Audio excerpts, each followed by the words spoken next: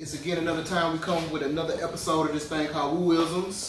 Yep. We are at episode 21. Legal, man. Yeah, we're finally legal in this podcast game. We done made 21 episodes, man. So kudos out to everybody that's still listening and rocking with us. Man, kudos and shout outs to the co-host, the homie Big Head. What's happening? And then, you know, we still got Gerald back there behind the lens. What's happening?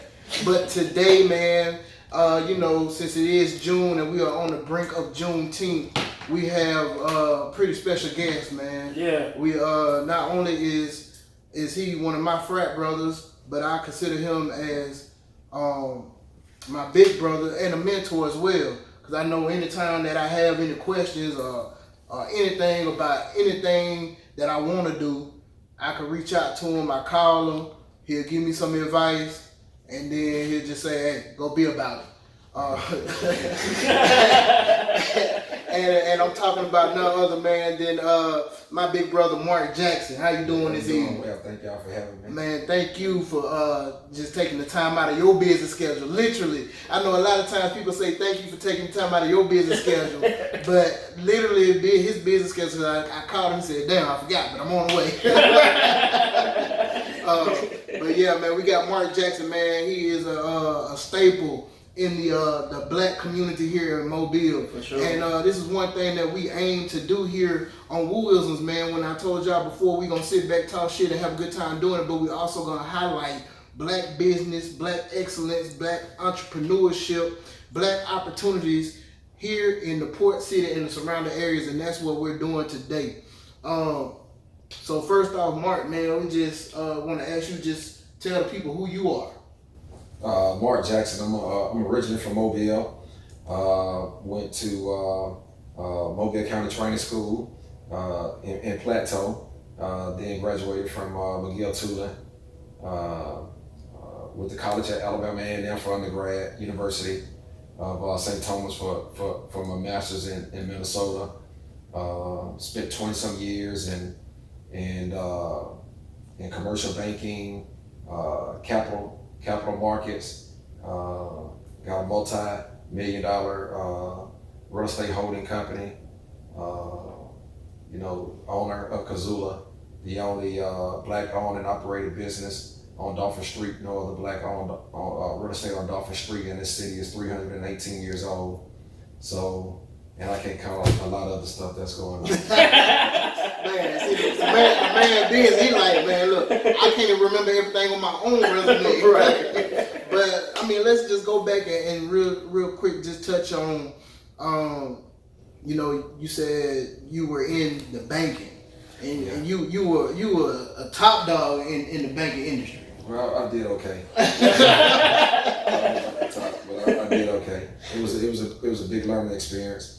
I was able to learn some tools that I was able to use in my personal life that was very helpful. Learned some things at a very early age and watch some clients and watch the way they move and try to mirror and mimic what they were doing, and a lot of it carried over to me, and I've had some success in that space. Okay, so Gerald, I mean, I know like you ran by us, it's a question that you wanted us to ask, but I feel like, why don't you just go ahead and ask the question, since you know how you wanted to word it and come out. Yeah, so for me, I know that, especially dealing with the black community, a lot of people have the feeling that, debt is a bad thing. And so, people feel like, if I can't pay cash for it, I don't want it, or I'm not trying to, deal with the bank or whatever. But here lately, the past few years, I've been doing a little bit of research myself, and it just kind of seems as if, that may be a misconception that we have. And especially considering, the country itself is basically built on debt. What are your, views on debt when it comes to black people, or using your credit to leverage, your debt and leverage all of that to be successful? Yeah, so it's whatever model you choose. Debt can be good and debt can be bad.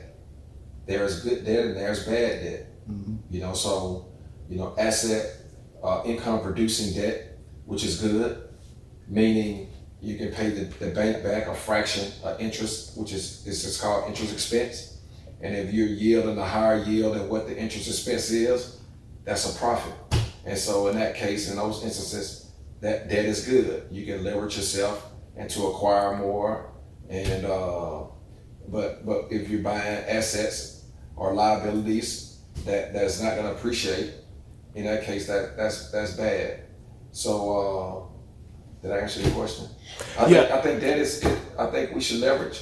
In the textbook teaches us in grad school to leverage debt, and I grew up under that. From probably where a lot of folks, where I don't like a lot of debt.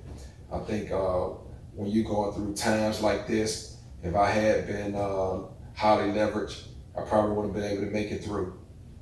Fortunate, the debt was minimal to none, so I'm able to ride out this unprecedented time in American history, through this pandemic. So I think, it's a balance in how to use debt. When it's a good time to use it and when not to use it. So that's about it. Yeah, I think that's good. Basically, like you said, just making smart decisions when you do decide to take that debt on. Don't just go buying cars and all that, running yourself up.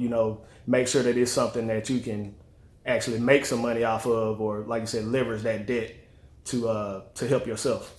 I think, like me personally, I think debt is like one of them things, man. You just have to learn, like, just with anything, you gotta learn how to make it work for you. Instead of like having it tear you down. Mm-hmm. It's always something like with me, like I always equate everything back to the military, and I did 9 years, but in those 9 years I had one deployment. I had it to where I decided when I was ready to go for a deployment. Now I'm out the military and I got the benefits. So I made the military work for me instead of me working for the military like so many people do. So I guess that's kind of like how debt is.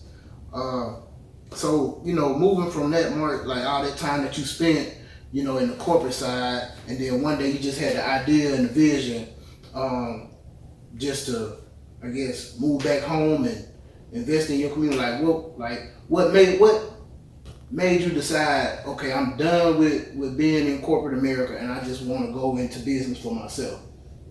Well, it was a long process. Right now, prior to moving, I had started making moves. I was trying to set myself up while I was up under the corporate umbrella, and so once I got to a point to where I was ready and where I could sustain myself without the bank, I made that jump.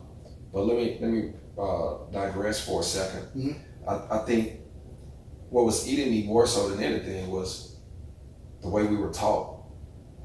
In world, in this country, probably you like me and everyone else's family, we were taught to go to school, make good grades, mm-hmm. get a job, work on a job for 30 years, have a family, buy a house, retire at 65, and the average lifespan for a black man was 71.4. Mm-hmm. And I said I didn't want to sign up for that. Right. And as I became more and more looked at that model, I realized that's not the model that I wanted to proceed. And so that's what made me jump. And it's been good. I'm thankful that, the way how things have worked out. And I looked at life as just this journey. And I just wanted to experience it and ride the journey. And who knows what's going to happen tomorrow, or how tomorrow's going to turn out. But I just didn't want to be stuck in a pigeonhole of what we've been taught how to live life. And that's the reason why I made the moves that I did. So, I know you touched on something in the beginning. You said you have the only black-owned and operated business on Dolphin Street, downtown Mobile. Like, can you go into details about that for the people that don't know, like, what's so significant about being the only black-owned and operated business here on Dolphin Street? Well, it's control. and the real estate. So there are black business owners that on this street that lease property, which is good. But I was in a position and fortunate enough to where I can control the property, where I don't have to worry about rent continue to increase, where I can look at paying down and building equity in the real estate. So I was able to acquire the property, and and now we can control, what's going on and how we manage and move with this property. So at one time, we was always taught that we can't own property on Dolphin Street. For the people that's out here that's not familiar with Mobile, Dolphin Street is equivalent to like a Bourbon Street. Yeah. And only a handful of black folks own real estate on on Bourbon Street, New Orleans. So this is not like it's just an anomaly for Mobile. This is something that is all around the country, but anyway, so we was able to acquire it. I'm very pleased about that, and I want to make folks do more than just have a restaurant, and that's where the name Kazula comes from. At the time, Kazula was known as the last black slave from the continental U.S., from the continental Africa to the United States during the slave trade. And I want to do something that was profound, that we can be proud of and celebrate our history. And the irony of the story is the original owner of the building that Kazula resides in was a slave owner. Joseph Stitwell Kane, the founder of Mardi Gras in America. Man, so Marc is being real humble right now. For the people that's listening, y'all do not realize, like, one thing about Mobile and the battle between Mobile and New Orleans all the time is where Mardi Gras started, where Mardi Gras originated from. If you ask people in New Orleans, of course they're gonna say New Orleans. If you ask people from Mobile, we are always gonna say that Mardi Gras started here in Mobile. And if you go back and do your Googles and you research, and just what Marc said, Joe Kane, the man behind Mardi Gras, originated here in Mobile. That's where we get Joe Kane Sunday, Skinny Monday, and Fat Tuesday from, if you ever hear the lingo of a person from Mobile. But he just said something that was so powerful. He said that the name Kazula, which is the name of his establishment, is named after the last documented slave that came over into the continental U.S. And the ship, the Cotilda, docked here in Mobile, in Plateau, correct? What is known as in African Town. And the building that his restaurant or lounge resides in today was owned by Joe Kane, which was a slave owner. I mean, like, irony, sincere, that, like, as long as I knew Marc, I have not known that piece of information. Yeah, that's huge, man. I kind of want to double back a little bit. I know you were talking about like the process of transitioning out of, like, it was a process transitioning out of corporate America into, owning your own. So, like, kind of be a little bit more specific as far as like what that process looked like for you. Well, finding out what is your end goal. I think we start with kind of what we want to do. And with my process, it was where I want to end. And so once I found out what was my end goal, then I need to build a process to meet what I was trying to go through. And so at that time, I had a specific dollar amount in my head, what I need to live off, within my, to live within my means. And so when I started my internships in banking, I started in commercial real estate. And so then I was able to find, what strategies, these developers were using to be successful, cap rate, vacancy rate, cash flow coverage, so rent rolls. So I was able to understand this lingo, and that helped me build out my real estate portfolio to where 15, 20 years later, I could say, hey, everything is paid for and I got this amount of money coming in. And this is what's gonna propel me to be able to live the standard of life I want to live outside of the bank. So that was my strategy. Knowing what was my end goal is what I needed to, what I wanted to come. So that's what I use as my barometer. And other people may use other different vehicles, but it was real estate for me. That's the vehicle I chose to be able to put me in a position to be able to walk away. So it was like, so you were saying pretty much like 15, 20 years in the making. Yeah, I started 20 years ago. I knew early on corporate America was like what Wu talked about. It was going to be a vehicle to get me through to A to B.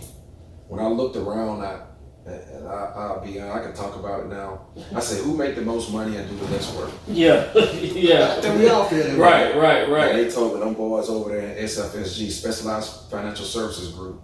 That's the debtor in possession. That's the community structured finance, mezzanine finance, equipment finance. So those guys in those area, asset-based lending, those guys in those groups were making, $200,000 to $800,000. So I was like, that's what I want to be. Yeah. And so I found ways to make relationships to be able to work in that industry, and that helped me. And I learned again some skill sets that I was able to use here in life. That's what's up. So even like once you got from under the corporate umbrella, you started to own your own businesses. How many bumps in the road did you run into once you actually got out of corporate America? Well, before you touch on that, so my question is, were you still in corporate America when you was still trying to build up Absolutely. your first establishment? Yeah. So I leveraged the bank, the income. I always looked at myself as Marc Jackson. Yeah. Always. Yeah. That's I looked at myself and I used, even though I worked for corporate America, I looked at them as they paying me a fee to provide a service for them. And so I used the capital or the income that they paid me to use in my other ventures.